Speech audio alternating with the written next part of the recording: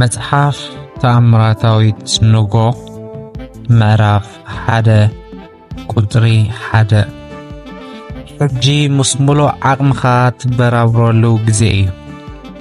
ህይወት ሓጻርያ ስቕ ኢላ ኸኣ ትደጋገም። ሕጂ ግን ናይ ሓቂ ግዜ ዝበሃል የብልካን። ዘይሕጉስን ተጠራጣሪን ኮይንካ ክትነብር ትርጉም ጥራይ ዘይብሉ ዘይኮነስ ኣዝዩውን ኣቓንዛዊ እዩ። ሰዝ ጎዲን ስለምንታይ እዩ ሓደ ቆልዓ ክውለድ ከሎ ከም ሓደ ኣዝዩ ተኣምራት ናይ ህይወት ጌርና ንወስዶ? ግን ኣብ ህይወትና ዘሎ ምጥርጣር ምስ በዝሕ ህይወት ከም ንቡር ጌርና ንወስዳ? ንምንታይ ህይወትና እንዳመራሕና ከለና ነቲ ኣብ ህይወትና ዘሎ ተኣምራት ምርኣይ ንስእን? ክንውለድ ከለና ሰብ ምስ ዓበና ዝደለናዮ ክንረክብ ኣብ ዝደለናዮ ክንበጽሕ ከም ንኽእል እዩ ዝተኣማመነልና። ሕጂ ምስ ዓበናኸ እቲ ንደልዮ ክንኮኖ ንደሊ ክንገብሮ ንደሊ ንረኽቦ ወይ ንገብሮ ኣለና ዲና? ወላስ ንእግረ መገድና ንነብስና ካብቲ ትደልዮ ዘበለ ንታሕቲ ክትነብር ኢና ነለማምዳ ዘለና? ኣብዚ ቀረባ እዋን ሓደ ኣገዳሲ ሓበሬታ ኣንቢበ ነይረ። ገምጋም ናይ ኣሜሪካውያን 40 ኪሎ ግራም ልዕሊ ክብደት ሚዛን ኣለዎም፣ $10,000 ዕዳ ኣለዎም፣ ኣብ ጭንቀት ዝርከቡን ንዝሰርሕዎ ስራሕ ዘይፈትውን ከምኡውን ካብ ሓደ ንታሕቲ ዓርኪ ወይ መሓዛ ዘለዎም እዮም። ወላ እኳ ናይዚ ሓበሬታ እዚ ገለ ክፋሉ ጥራይ ሓቂ ይኹን ኣሜሪካውያን ናይ ብሓቂ ምብርባር የድልዮም እዩ። ከምኡውን መብዛሕትኦም ኣብ ዓለም ሙሉእ ዘለዉ ሰባት። ንስኻ ኸ ኣብ ከመይ ኩነታት ኣለኻ?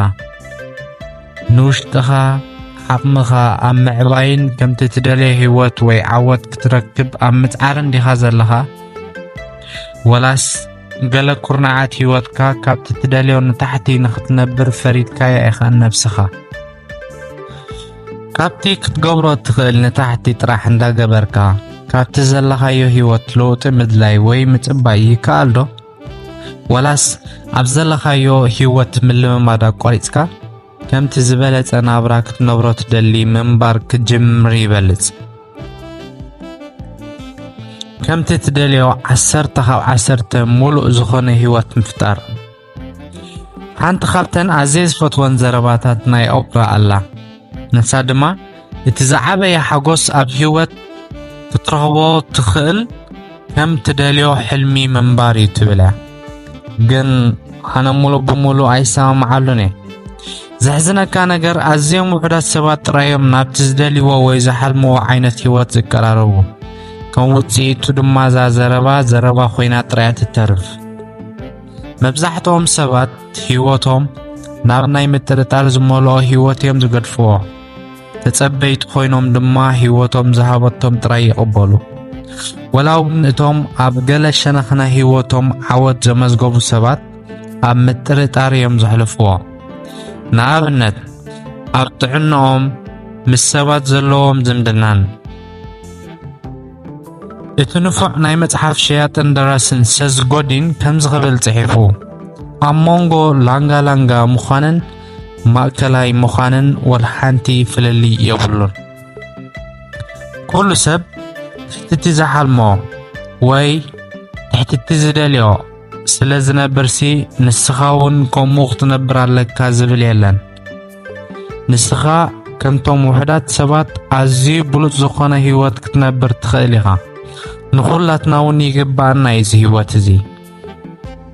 ጥዕና፣ ሓጎስ፣ ገንዘብ፣ ናጽነት፣ ዓወት፣ ፍቕሪ፣ እዚኦም ኩሎም ናይ ብሓቂ ብሓንሳብ ክትውንኖም ወይ ክህልውኻ ይኽእል እዮም። ንዓወት፣ ዕጋበት፣ ሙሉእነት እንድሕር ክንዕቅኖም ኮይና ኣብ ኩሉ ሸነኻትና ህይወትና ብመልክዕ ቁፅሪ ካብ 1 ክሳብ 10 ሃቦም ተንበሃል ኩላትና 10 ኢና ንደሊ ሓቀይ?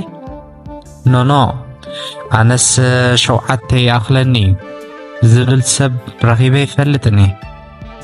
ጥዕና ወይ ሙሉእ ሓይሊ ክህልወኒ ኣይደልን እየ።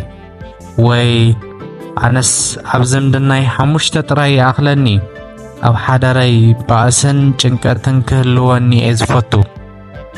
እቲ ዝደልዮ ድሌታተይ ዘይምርካብ ከዓ أزيو يزحقسني كمون حقس كون አይደልኔ ዝብል ሰብ የለን ሓደ ነገር ክትፈልጥዎ ዘለኩም ከምቲ ትደልዩ ዓይነት ህይወት ክትፈጥር ማለት 10 ካብ 10 ሙሉእ ዝኾነ ህይወት ከምውን ዓወታትኩም ሓጎስኩም ጥዕናኹም ገንዘባዊ ብልጽግናኹምን ካብ ቅድሚ ሕጂ ተሞኪርኩምሉ ዘይትፈልጡ ንላዕሊ ይከኣል ጥራይ ዘይኮነስ ኣዝዩን ቀሊል እዩ እዚ ኩሉ ነገር ንምግባር ቀዳማይ ካብ ንጎ ጀሚርኩም ክትስኡ ከለኹም እዩ ዝጅምር ከምውን ውሕዳትን ቀለልትን ስጉምትታት ኣለዉ ሕጂ ክንገብሮም ዘለና ድሓር ናብቲ ክንኮኖ ንደሊ ዓይነት ሰብ ኣብፂሖም እቲ ዝግባአናን ዝደለናዮን ህይወት ኣብ ምፍጣርን ድሕጉዝና እዚ ነገር እዚ ኣገሪሙኩም ዶ ተኣምኑሉ ድኺምከ ገሊኦም ሰባት ኣይኣምኑሉን እዮም መብዛሕትኦም ሰባት ጽዒሮም እዮም ኣብሉ ነገር ፈቲኖም ኣብ ትሕቲ ፀሓይ ዘሎ ዘበለ ዝምድናዎም ትጋዕ ሕጂ ግን ኣብቲ ክበጽሕዎ ዝደልዩ ኣይበጽሑን ኣነ ግን ሓደ ነገር ተረዲእኒ ኣብቲ ህይወት እቲ ነይረ ድሕሪ ግዜ ግን ገለ ውሕዳት ነገራት ተማሂረ ንኹሉ ነገር ክቕይር ዝኽእል ስለዚ ኢለይ ዝርጋሓልኩም ኣለኹ ከምኡውን ናብቲ ሓደ ሸነኽ ናይ ህይወትኩም ክትመፁ ይዕድመኩም ኣለኹ إذا حدا شنخنا هيوتزي أزيا طبقتي تراي زي كونت كمون كابتنا حسبان العليا إذا متحف سلسته أكاتعتن تقمتن نتغتات حيزالا تقداميت نتبي نسخان مسالات كان زقباء كان كمون كتفت رومن كتقر رومن تدلي أخول تأنا هابتي حاقوس فغري